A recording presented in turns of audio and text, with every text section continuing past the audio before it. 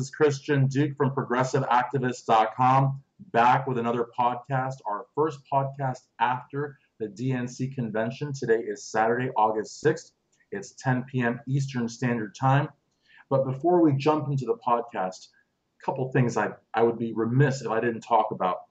Now, I'm sure everybody knows about Hillary Clinton and her short circuit comment. Very, very bizarre. I mean, when will this woman ever say, America, I lied. I lied about the emails. I lied about, my characterizations about the FBI. I lied. No, she'll say she misspoke. She'll say it was a short circuit. Anything but the truth. Also, I have to talk about Donald Trump. Now, one of the reasons why Donald Trump has appealed to so many people is because he says it as it is, or shall I say, how he thinks it is. And one of the things that he's been so adamant about is that he, even as recently as a couple days ago, was that he, quote unquote, wasn't there yet in terms of endorsing House Speaker Paul Ryan. Well, his VP saw otherwise. Mike Pence endorsed him, said he strongly supported him.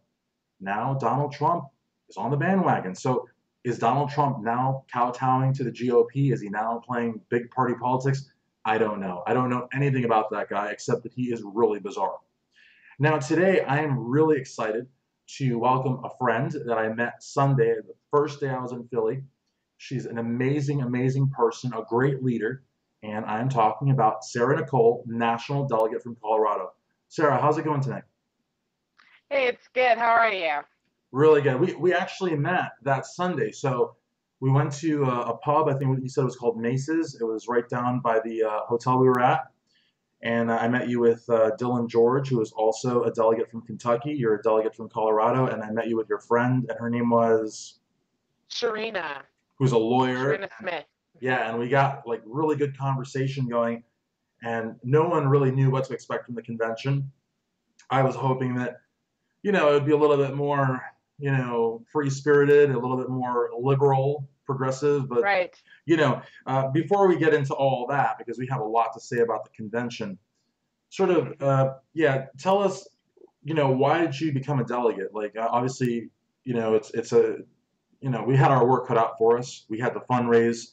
We had to take time off work and make arrangements to travel cross country. In your case, in my case, I still had to get on a plane. So why did you become, I guess, what about Bernie Sanders drew you to the movement? And then also, why did you become a delegate?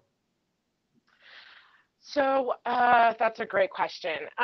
What drew me to Bernie Sanders is that he's always seemed to be very committed to the fight for economic fairness and always has seemed to put people first, believes in investing and valuing people over special interests and profits and corporations. And I believe in freedom, and true freedom means that we have full economic rights, such as universal health care, free education, living wages, and all of these items were the center focus of Bernie Sanders' campaign. And also because he seems very passionate about reform as far as environmental protection, and has always seemed to embody compassion, which is a huge driver for me because I'm so passionate when it comes to people and the welfare of people and how we can affect change in our local communities and on an individual level as well as in the world. And I just felt like he really embodied those issues as well as civil rights and fighting against systemic and institutionalized racism, because I am a complete advocate for the Black Lives Matter movement, and to have a leader running for office who really talked openly and gave a platform to sort of address these issues around systemic and institutionalized racism. So I've always been a huge supporter of Bernie Sanders. Absolutely. And one of the things too, just real quick, that you said about compassion that I liked about the senator, I still do, is something that he said, when your family hurts, my family hurts. And that's Right. something, that you don't hear politicians, talk about very often. I mean, I've never You heard don't. Hillary or Donald Trump or anyone else ever say something like Mm-hmm. that. Now, as far as Mm-hmm. becoming a delegate, a lot of people were, very supportive. They canvassed, they phone banked. A lot of people just did not want to be a delegate. They knew enough about the process to know that they didn't want anything to do with that. Why did you decide to Yes. be a delegate?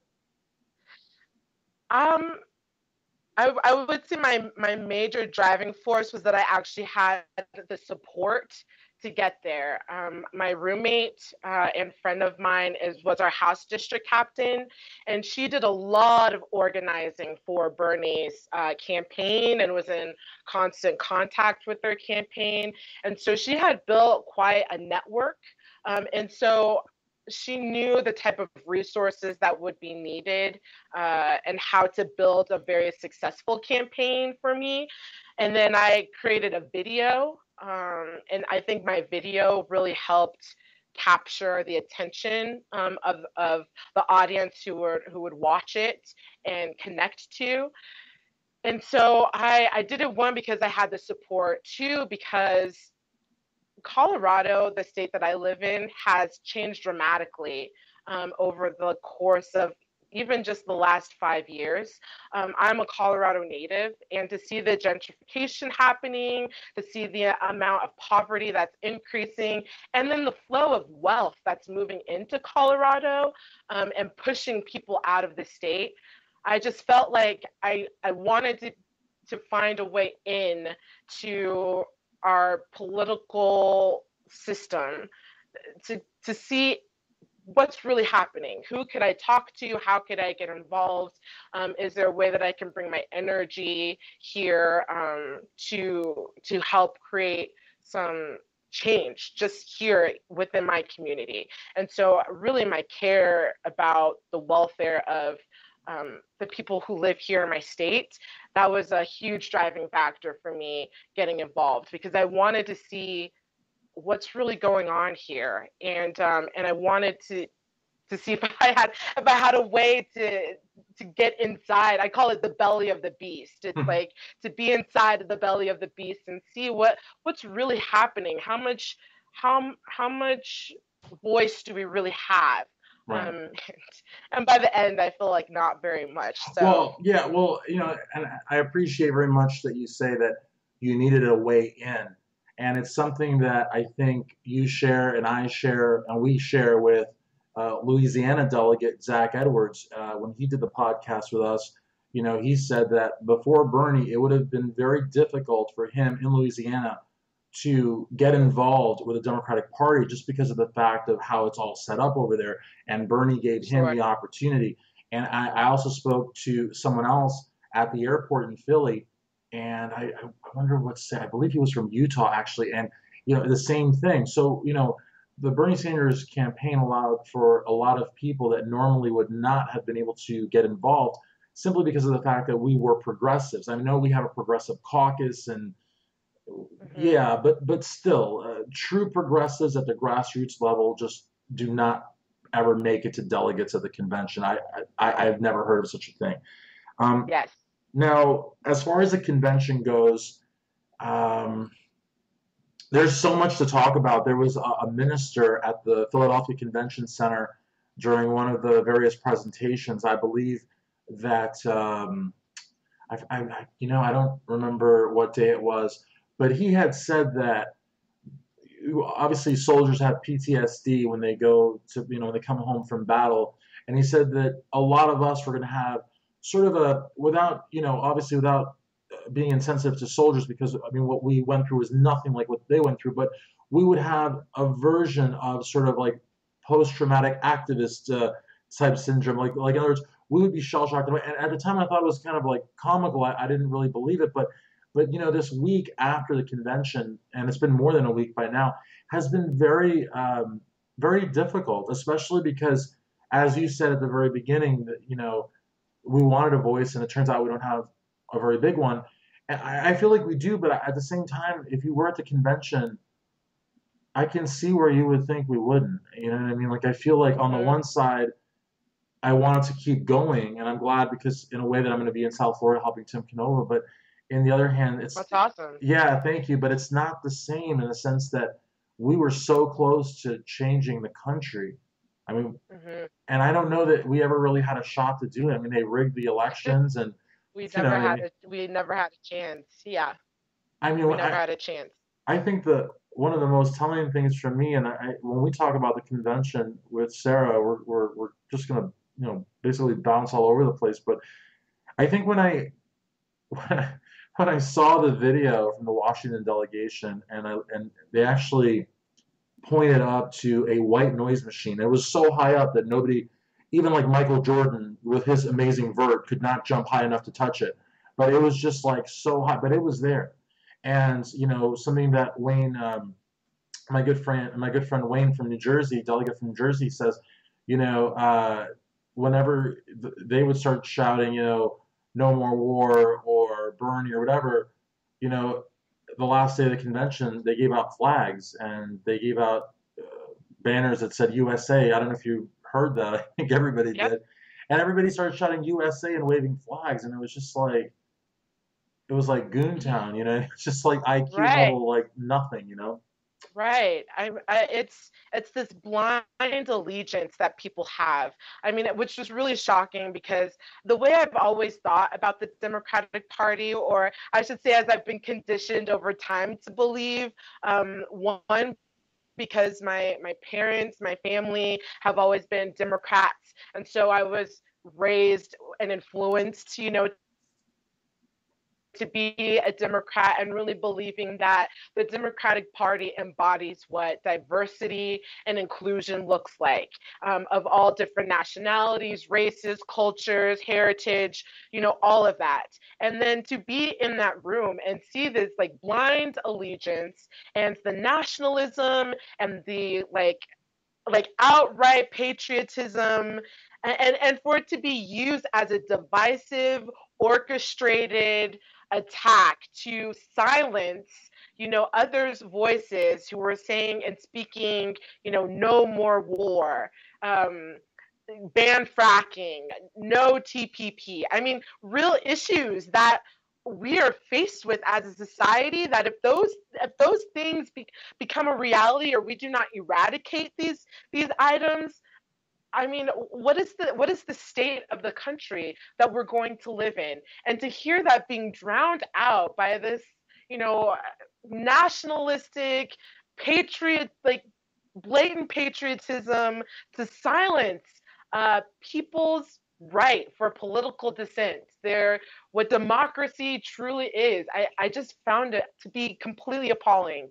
And then for it to be censored at the very end in the media. I mean, I find it very baffling what people think happened compared to what actually took place. It's Well, yeah, and uh, and I have a couple of people that I talked to from CNN, but I have to say, in terms of television, CNN was probably the worst, and I call them the Clinton News Network. And in terms of newspapers, the New York Times to Bernie Sanders was just, I mean, uh, just completely out of control with their bias against him. I mean, the night that we yes. got there, we got these DNC gift bags, and there's this book that I'm looking at here, "Killing the Messenger" by David Brock, and my friend Dylan George, a delegate from Kentucky, I mean, was very familiar with this author. I must confess I wasn't, and he was just like, "This guy is a propagandist. Why is this book in this bag?" And every delegate got a copy of this book, Right. and it's just Yep. utter garbage. We actually Yes. were making fun of him in the hotel, and then we went downstairs and had a beer, and he actually walked by, and we took a picture with him, and he was kind of oblivious. And then when he saw us with the Bernie shirts, I think he probably thought we were gonna, like, I don't know what he thought, but I mean, it was really crazy. He was, I think, I don't know if he was hitting on Dylan's wife or he was just like talking to her. I'm not really sure. But when Dylan and I came out, I don't know what he was thinking, but we asked if we could take a photo, and he obliged. But it was just really weird because we got this book, and then we got a bunch of like these weird newspapers and magazines with Hillary Clinton on the cover, and I think I Mhm. got some dehydrated peas and some water bottles and just a bunch of crap, really. And Right. I mean, the only good thing And was the bag. everything, yeah, and everything was plastered with some corporate Oh my name. God, yeah, So I mean, AT&T and a bunch of shit. Yeah, yes. excuse me. And you're right. You're right. That's actually something that we also like were completely dumbfounded about. And to kind of like talk about what you had said earlier about what your parents had told you, what my parents had told me, how like the Democratic Party was like the Workers' Party and all inclusive and everybody was welcome. I mean, it's really bizarre because when those American flags came out and they started shouting USA, USA, it's kind of like I thought I was at the GOP convention in Cleveland the week before because Right. I mean, because the Republicans have sort of cornered the market, if you will, of being a patriot. Because us liberals, we don't love our country according to them. But it was Right. wild because to see them doing this, and it's clear that these. I mean, who bought the flags? Who bought the posters? And who encourages people to do the USA chants? I mean, I like how people, you know, whether it's naively done or whether they think there's substance to it. I like how people basically divide the playing field. They have like Bernocrats on one side or Bernie supporters on one side and Hillary supporters Hmm. on the other, and then they have sort of like this third sort of area, and they call that DNC or Democratic Party, as if they were like some sort of impartial arbiter or something like that. When in reality, we know that DNC and Hillary people are interchangeable, and Right. really it's us against them, and that's I guess something that they didn't really want to acknowledge, but it really was the case. You know what I mean? What I find very interesting, when you say it's us against them, I mean that is exactly what has been created here is it's these two sides that are pitted against one another. And that I think is what was hardest for me to deal with is the fact that without a conversation, without even a hello, here I was just wearing a Bernie shirt, and already like the cast of judgments and the reactions, like people screaming in my face about like I need to get on board and I need to get in line, and as if we have just been tolerated and allowed to be there.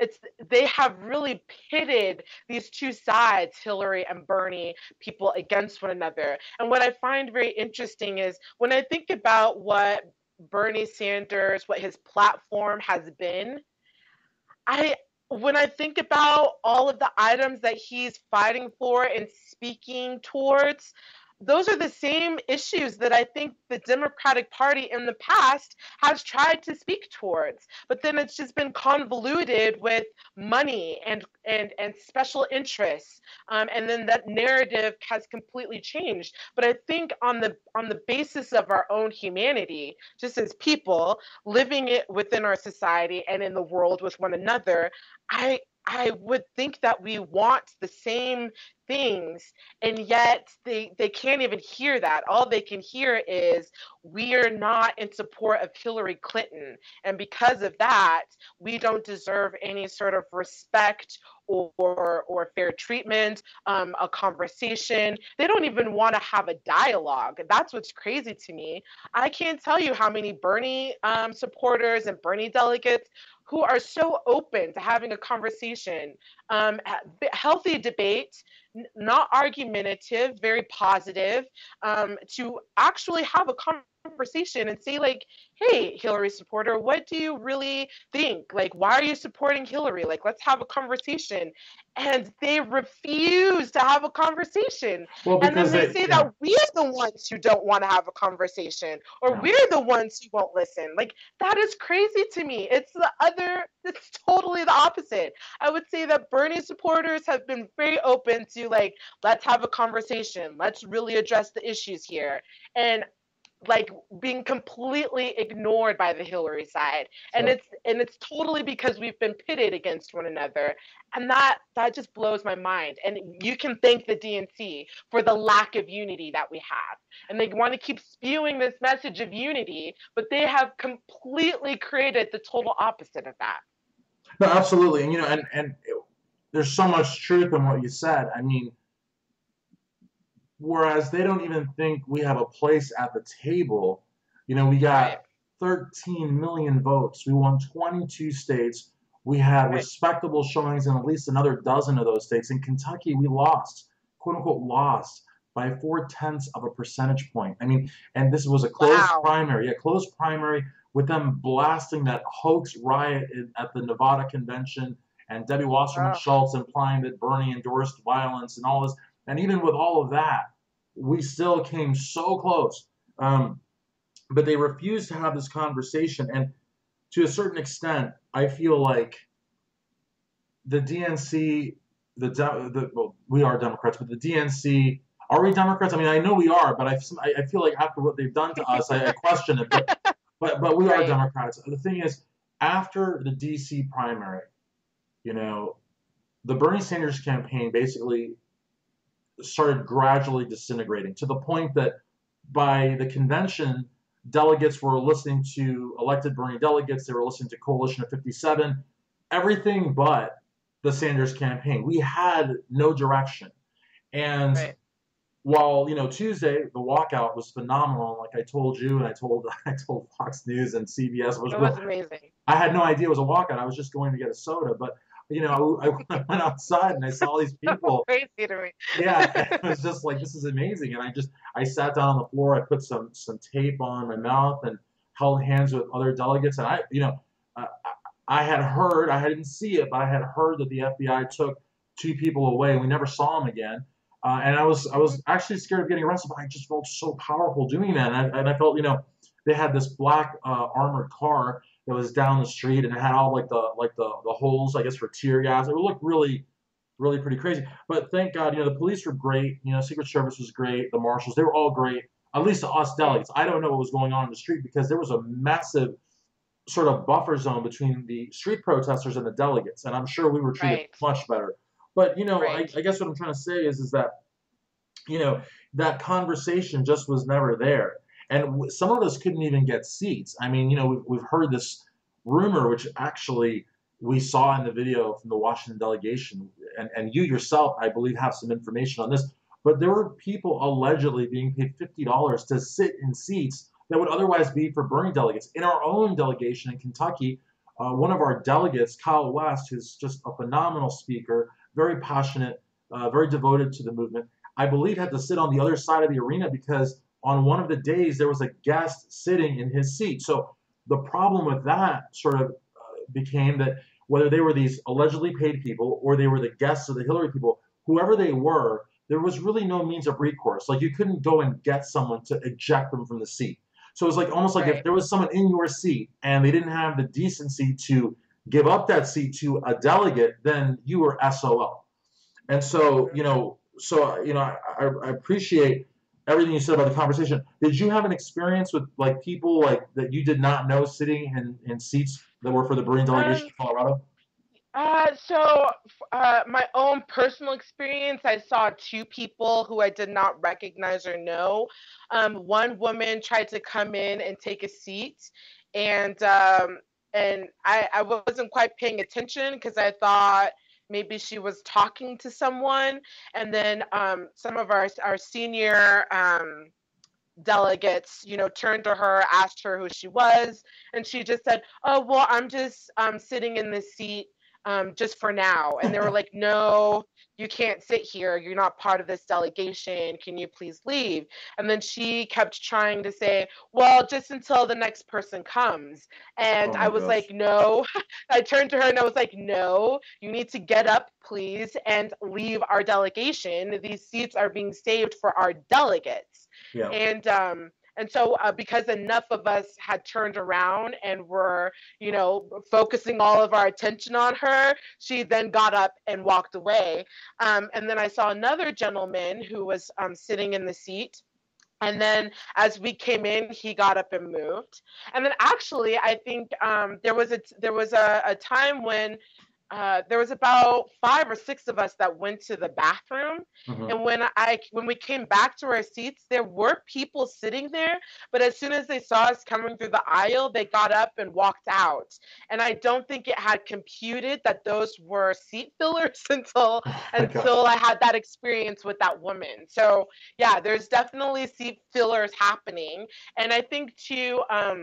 Why it wasn't so prevalent in our area is because so Colorado, orchestrated those bright lime green shirts that you saw on Yeah. the last day. Oh, they So were that was our genius. delegation. Oh my gosh. Well, I because wish more delegations had like purchased those shirts because it would have been, I mean, it was powerful, but it would have been incredibly well powerful if they we would didn't have had double the number. they didn't know what to do because whenever the lights would go down, these shirts that we were wearing, we would become like, focal points. And so they never knew. I mean, they could drown us out with, and you saw the white noise machine, right? Have you seen the Washington delegation video? There's like they put a white noise machine right over their delegation. It's crazy. But those Wow. shirts, yeah, those shirts were phenomenal because it forced them to keep the lights on. You know what I mean? You Yes. know, and when I got to the convention, I butted heads with some of my whips because I got to the convention and I was all about from the first day. I was hollering and booing the Hillary people, and because I was, here's the thing: I've got nothing against the Hillary people per se, especially the ones in Kentucky. They were very nice to us. Although on the first day, the Kentucky delegation breakfast we had, I don't know if she's the current or former Secretary of State of New Jersey, but this, the emails were like the email scandal was all over the place, and she said something to the extent of, "We're not going to let this bump in the road stop us." And I was thinking to myself, Kentucky, half of Kentucky are Bernie delegates, and this is not a bump in Right. the road. This is an example of, systemic corruption in the DNC. Like you should not be talking about it like, like that. But in any event, they were amazing to us. They were very nice, and they even let us have a couple speakers. But That's even good. that, even in the way that I phrase that, they let us. Goes back to your initial point about us having a conversation. They really didn't quote unquote let us. We were half of the delegation, and we were Right. 46% of the party. So even even Right. even there, And we were the majority. In our delegation, Bernie won Colorado, and we were the majority of our delegation. And yet it was like we were treated as if we didn't really exist. yeah, I mean the Like only we were a reason why they nuisance. had four more delegates than us, because really what separated us was 4/10 of a percentage point. I would imagine Hmm. were the super delegates. I mean, this is what happened in Wyoming. In Wyoming, Yes. we won by 12 points, but Hillary still got 11 to our 7 delegates because of the super Right. delegates. Right. I wasn't happy. I got to be honest with you, Sarah. I wasn't happy. At home, apparently everybody knew the count, but at the convention, we had no idea, you know, how the super delegates voted, or even the delegate count for that matter. This is why, like, I think when Bernie moved to acclimate by nominate by acclamation, we were totally in the dark because, I mean, there wasn't like a scoreboard or anything. Everything was like we were in the dark, I think, and even when Bernie moved to nominate by acclamation, and they said, who supports us, and everybody said yay, and then they said nay, and they just went right through it. But I mean, there were people like Jim Calvert, who is actually a delegate from Kentucky, who were shouting no. I could hear him shouting no, and there was total division there. I mean, they should have counted the yeses, counted the nos, but they just went. They like Charlie Grabsky, a political theorist activist who was very important during the convention and helped a lot of us behind the scenes. He said it. They're going to do that. They're going to go right through it. Um, One thing I wanted to ask you though, let's talk a little bit more about the suppression. Did you have any issues with that? Because when we got to the Oh, convention, huge. yeah, when we got to the convention, we were told no Bernie signs, no Bernie flags, no Bernie Hmm. anything. They gave us basically, and then the day that he spoke, we were told that we could only have the signs up when he spoke. I put them up the whole time, and for that I Yeah. butted heads with the folks in my delegation a little bit because their whole thing was silence, which I have to say, and I'll shut up here in a second. Their approach was Hmm. silence, and I thought that that was kind of weak, but actually I tried that approach on Thursday, and let me tell you something. To sit down with a sort of emotionless face, not clap, just basically take up space when you're surrounded. Thursday was probably the worst because there were those American flags and the signs and these bozos shouting USA. It takes a lot. Huge respect for them. But what was the suppression like for you? I mean, were you able? Did you feel like you were a free participant in the convention? I felt like we had like a hostage situation going on. I'm not kidding you. So, and like leading up to the convention, we had heard that no signs were going to be allowed into the convention center. Bernie shirts were not going to be allowed. Buttons were not going to be allowed. Anything that had Bernie on it was not going to be allowed. So we addressed that with our co-chair for our Bernie side of our delegation. The chair of our delegation was on the Hillary Clinton's side, even though he said that he was like I don't know what's the term, like unaffiliated, like he Yeah. hadn't he yeah, he was like not committed to either person, but he was. We all knew like that he was. Um, so Well, he that's the ended up same. Just to interject real quick, that's the same thing with our person, David O'Neill. I believe O'Neill's his last name. He was, from what I understand, was a Hillary supporter, but he was amazing. I mean, he did a phenomenal job. You know, I had no idea how much work he actually did, and he was a volunteer, got paid nothing for mhm, it, and did a phenomenal mhm, job. So, I mean, there are yeah. people from the other side that do great work. Unfortunately, those people were not leading the DNC. Debbie Wasserman Schultz was. But go on. I'm sorry. Right. So, well, we just were told, like we can have that. So we brought it up with our co-chair, who then got in touch with our chair, who told us that shirts would be okay, but that the signage was not going to be okay. Um, of course, we heard that, but we were not going to not come with signs because, for one, it wasn't written in the rules anywhere, Right. and but like, luckily, our Bernie side of our delegation, I think we had like 5 attorneys on Yep. our Yep. side, so they looked over the rules, like there was nothing stated there, so we brought our signs and we demonstrated, and our the Hillary side of our delegation tried to shame us, tried to silence us. They demanded that we put our signs away. They did not want us to speak. We were being very peaceful. We were being very respectful, really just holding signs. There might have been at times where we said, no, very loud, you know, or boo, but it was nothing disrespectful. This is all just normal political dissent and peaceful protesting. And oftentimes we even had tape on our mouths, Yeah. to really press the point home that we're not even making noise. And Yeah. yet, the whips, the floor whips, with I guess Hillary's campaign, the floor whips, called over Secret Service at one point because they didn't like our no oligarchy signs. Yeah. I got to tell you that made our delegate, like the Hillary side of our delegation, furious to see those signs. And then they started passing out the Hillary DNC signs, DNC approved signs, and I love our delegate and my friend Kona Morris.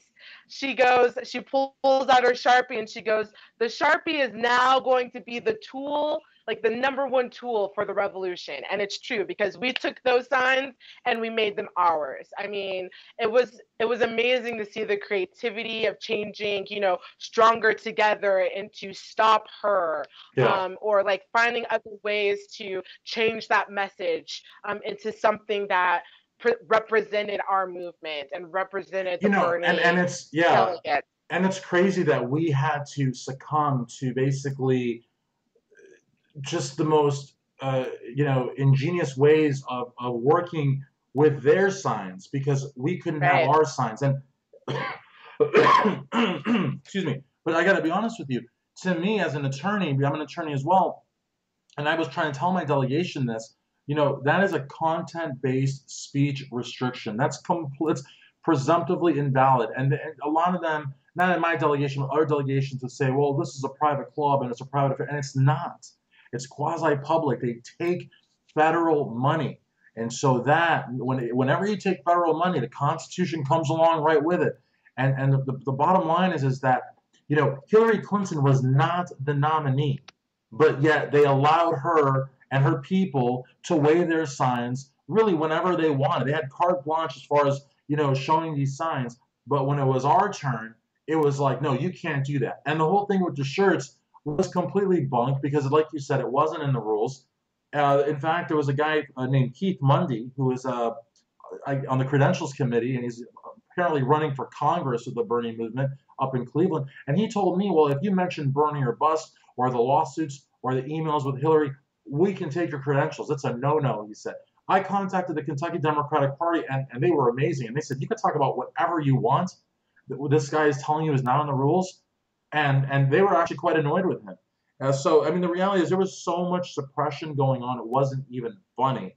And No. and some of these people, some of these I would presume expediters or Hillary people would come up and they would take signs from Bernie people, and some of the Bernie people would give up the signs when they had no reason to. It was really, Right. really very, very depressing, to tell you the God's honest truth. Now, Right. let's segue a little bit into November. That's the one thing Okay. that all the press wanted to ask me. That was always the question, and you know, and I was honest with them. I said, and I've been saying all along, I'm not Bernie or bust. I have a lot of respect for Bernie or bust, but I'm not, because I don't like to put myself in any one box. So Right. I always said there's a 5 to 10% chance I'd vote for Hillary. Now, normally when I say 5 to 10%, I don't do anything based off a 5 to 10% chance, but it's a possibility. I've Right. tried so hard, Sarah, to get behind Jill Stein. I even tried putting a Green Party cover on Progressive Activists, one of my two Facebook groups, and I like her. She's a great candidate, but I switched the cover. She's not Bernie, and the problem is that Bernie right now is not Bernie either. It's like he is asking us. I mean, I understand that he made a promise. I get that, but he is asking us such a monumental favor, if you will. I cannot, in good faith, vote for someone that does not represent me. And the only throwaway vote would be to vote for someone that's the lesser of two evils. I know I've done it before, and I know that many Americans have almost been indoctrinated to do that, but I just can't do it. I mean, after Bernie, after I see what a real candidate should look like, should sound like, I will never, sell out, or, you know, I just can't vote for Hillary. But I also cannot feel what I felt for Bernie for Jill Stein. Mm. What's Okay. your take? That's a hard one. So I I just want to like go on the record to make it very clear that I will never vote for Trump. Like I am not one of those people who's like, if I can't have Bernie, well, screw the establishment, screw everything. I'm gonna vote for Trump. No, I'm No, with you. I'm that's with you not on that one. I'm happening. with you on that one. I I can't. will never vote for him. I can't. However, I agree with you completely. There's no way that I feel at this point in time that I can support Hillary Clinton because she does not embody the type of integrity that I would want in a leader. She consistently, I love like Rosario Dawson, right? Oh, She me she too. Yeah. calls her she calls her a follower. Hillary follows whatever the most popular area, like whatever is trending, like whatever is going to suit her um, for her political career. That's where she follows. And so her argument is we put up enough force and we create enough movement around an area that will cause Hillary to follow that position. And I can understand that perspective, but at the same time, it's like, why? Why are we dealing with a leader who's going to do what's going to save face? Who's going to do um, like from hindsight, who's going to take actions from hindsight of what's going to be beneficial instead of having the foresight to think about what matters, what is going to be important to the welfare of our citizens.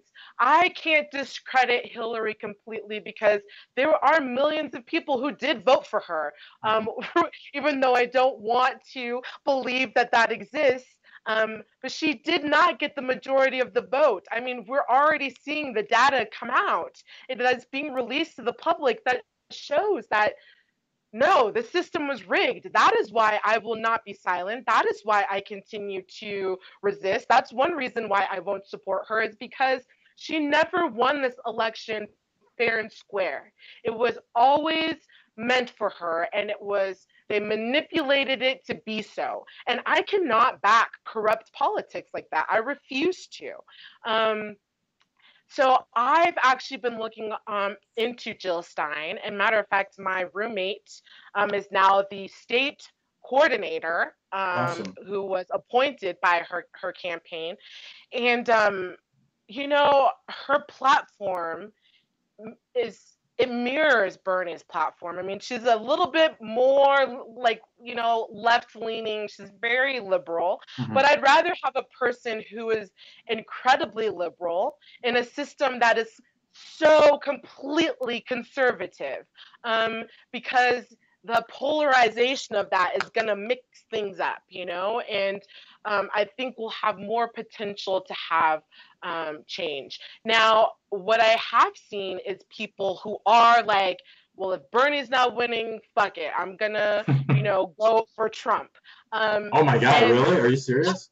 I've heard, and I've seen these comments happening on Facebook, and to stop and have a conversation with them and say, hey, I recognize your anger, I recognize your outrage, but you can channel that into an area that actually mirrors the position of Bernie Sanders. And Um, yeah, and just to interject real quick, I mean, I think you hit the nail on the head. It's anger. There's no way that these people identify with Trump, but they're doing it. If I'm on the right track, they're doing it because they want to get back at Hillary, not because they like Trump. I really don't think that a real no, Bernie crat likes Trump.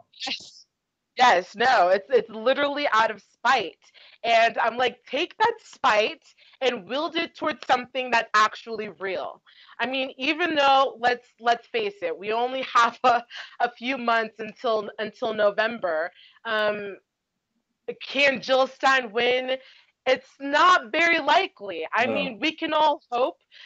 It's not like literally impossible, but I feel like especially after experiencing the DNC and the vested interests, that it has nothing to do with the welfare of Well, people. yeah. Um, I don't see it happening. However, if we can bring enough energy into this party that she actually has a platform to speak in the media and speak on the same stage as Hillary and Donald, and present another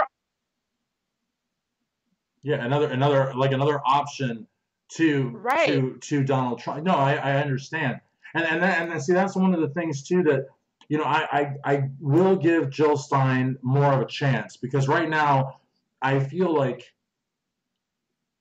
I don't consider myself to be a fanatic, but I feel like I'm just so hardcore into. I have a group, Hardline Bernie Crats. You're in it. I mean, I'm just so into Bernie right now that I am just on that Bernie trip, and I don't want to get off of that. But Bernie does not want us on the Bernie bus. He's like pushing us No. to the Hillary bus, and But can you though, like, for me, this is what I see is that if there is a real reality of Trump becoming president, right? Mhm. uh, Bernie Sanders is going to become the largest, shaming scapegoat Oh of the sure, reason no, why yeah, Trump absolutely, got presidency. no, That's why I think he has to be so, like, to the side of, do not follow me, please support oh no, Hillary, so that absolutely. he can save that face for himself. Absolutely, and that's why I'm pushing like this Harlan Bernie crat like sort of tendency, and why I believe that all of Bernie's speeches and the rallies and the books create a body of work. He even said it during the campaign. If I tell you to vote for someone, don't listen to me, Right, and then not me, right, us, and all that. But you're so right right. because on the one hand, he had Harry Reid who was pressuring him from the Senate. He had President Obama. That meeting that he had with President Obama. I'm Oh, very sure that the president was yes, urging him to do, quote unquote, do the right thing, but not do the right right, thing, a la Spike Lee, do the right thing a la big party politics. And then of right. course he had like what you just said too, where the Nader effect, which again, Ugh. it's Which sickening, he but doesn't he deserve. doesn't And that's deserve. what He doesn't infuriates deserve. me. And Doesn't you're so deserve. right, but he has to do this. But I think and I won't vote for Donald Trump. But if Donald Trump were to win, Bernie Sanders will be the president in 4 years. I mean, if he can truck around like he has been and do everything he has been and speak to speech after Ugh, speech after at no, 72, or he can do it again at 76 or 78 or whatever. that's what I'm But let me saying. ask you this question So though. much energy. Yeah, and I have to ask you this, and probably right now we are at 44 minutes, so we might go to the hour. But I think, especially the delegates that are having this post-traumatic activist syndrome or whatever you want to call it are going to listen to this Yes. word for word and probably over and over again, because I know I will. When Donald Trump, now we've always heard about the liberal conspiracy as far as the Republicans go, that we control the media, this and that. And I have to be fair, they really only control Fox News. I don't know who controls the rest of it because I wouldn't say that CNN or MSNBC are quote unquote liberal, but I know they're not Republican. So Right. whatever they are, there's something else. When Right. Donald Trump tells Sean Hannity that the November election is going to be rigged, to a lot of people, that's just sour grapes from a candidate that can't beat a stronger candidate. But to us, who were firsthand witnesses of the DNC rigging the primary against Bernie Sanders and for Hillary Clinton, I think we have a Right. little bit of a different perspective. Do you think that Hillary's camp is A, capable, and B, could actually pull off rigging the November election in her favor? Okay. So let me take a step back to the PTSD comment real quick. Sure.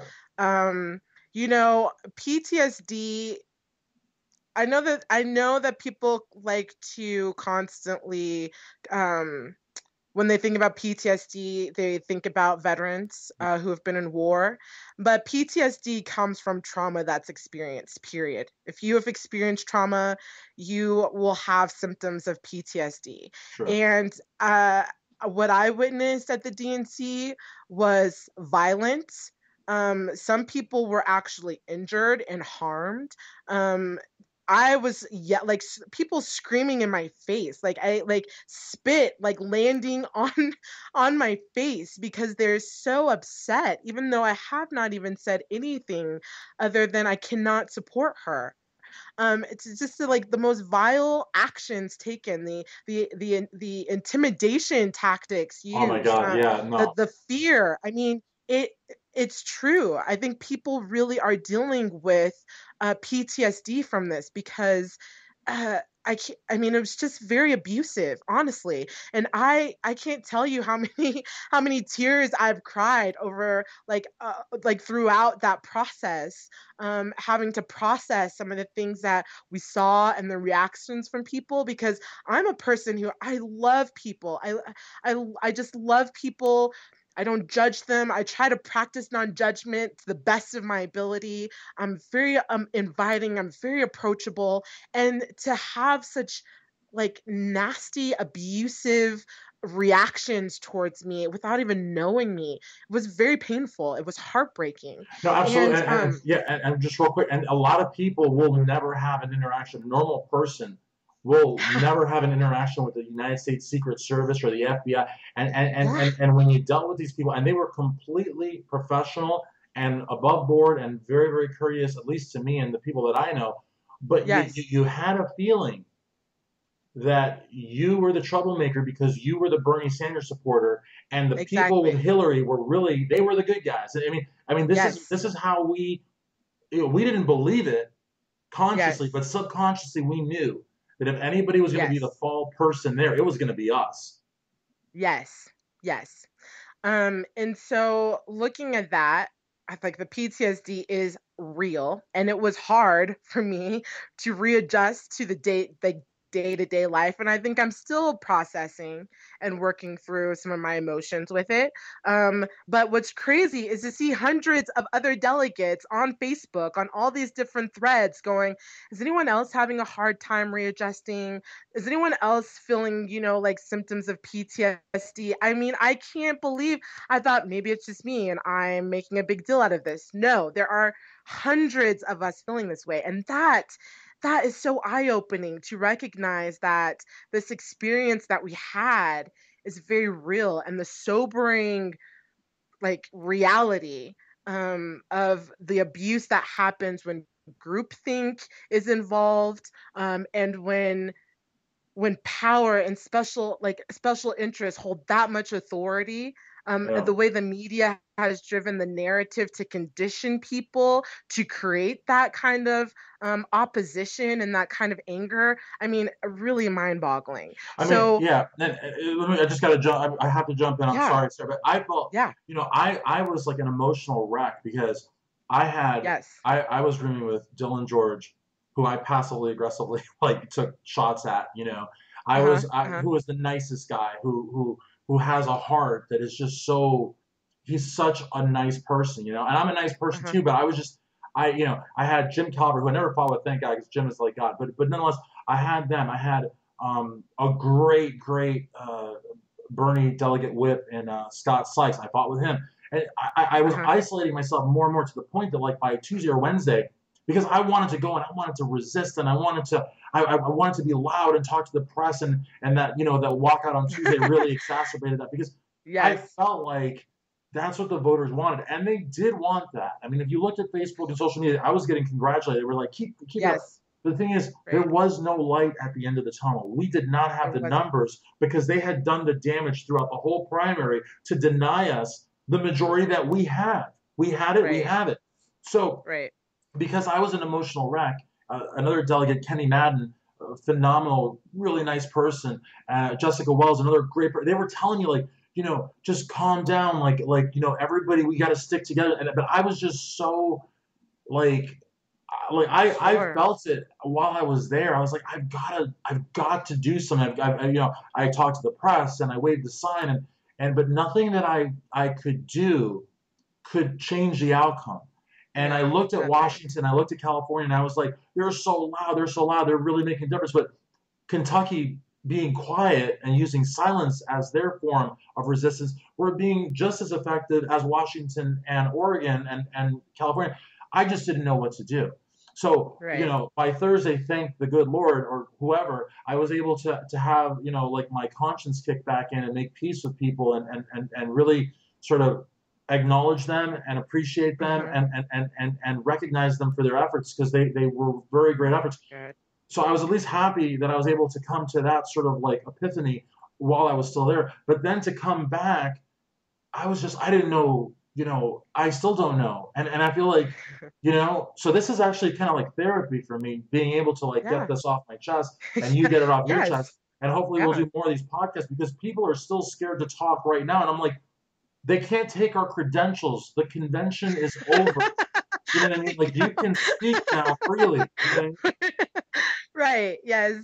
Well, there is still that, like, for me, it's like, I, talking about Jill Stein, there's still retaliation that comes from people of, like, that whole of a vote for anyone but Hillary is a vote for Trump.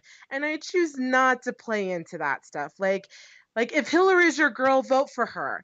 If Jill's your girl, vote for her. If Trump's your guy, I don't know why he would be. Maybe we should have a deeper conversation about that. Like I mean, but do what you feel like suits you. If Gary Johnson is your guy, vote for him. But it's like, to silence people of their democratic right to choose the candidate that best represents them and their values. You should not be shaming people for doing what is their right and for choosing what is their right. And so I think people are still scared. They're still treading lightly because they're worried about family members and friends retaliating Oh against yeah, them. And that absolutely. is absolutely ridiculous. We're supposed to be living in a democratic society of which we have freedom of speech. That means we have a freedom of choice. You can choose the candidate that you best represents you.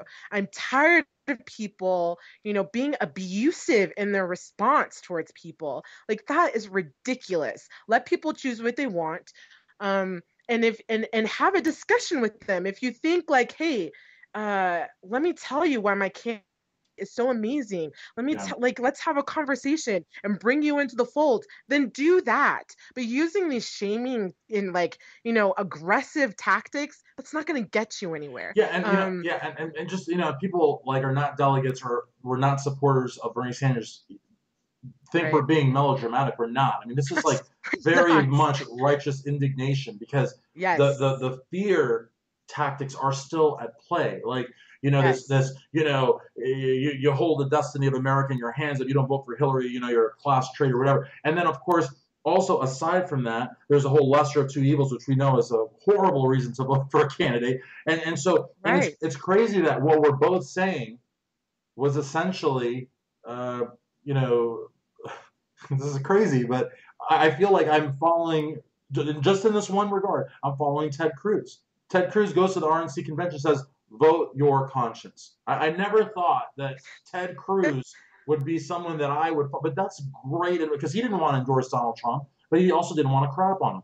He just said vote, and they booed him and heckled him. They had to take his wife out with security because they were throwing stuff at her, right, from what I heard. So, but that is actually what I think is powerful. And the fact that somebody would try to intimidate you away from that is a Right. real problem. Right. Okay, so finally, Um, oh so, sorry.